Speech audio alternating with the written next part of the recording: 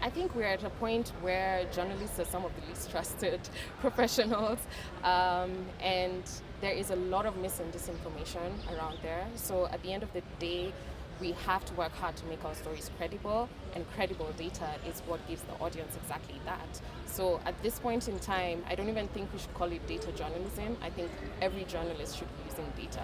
So I actually started off as a researcher. So I'm a researcher who ended up in journalism. And how I ended up in journalism, I found that to be able to present my data in a way that would be accepted by massive audiences, I needed to tell a story that was relatable to them.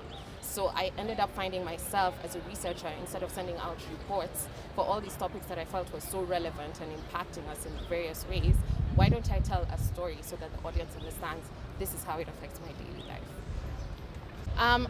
Honestly, this is going to sound traditional, but I think Google Sheets or Excel are is like the most underrated tool, because there's nothing that you cannot do with data on an Excel or on a Google Sheets. So to date, I feel like a lot of tools sort of have some loopholes here and there, like these new tools, but with Google Sheets, there's nothing that I cannot do. So I always find myself reverting back to Google Sheets.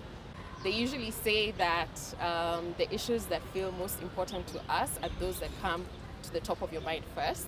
So I do find that journalists always end up covering the same stories over and over. And I think I'm trying to break away from that. So when I look at the data, I'm trying to look a lot more at the 10% and what that story is, instead of always talking about the 90%. Yeah, so that I can think outside of the normal box.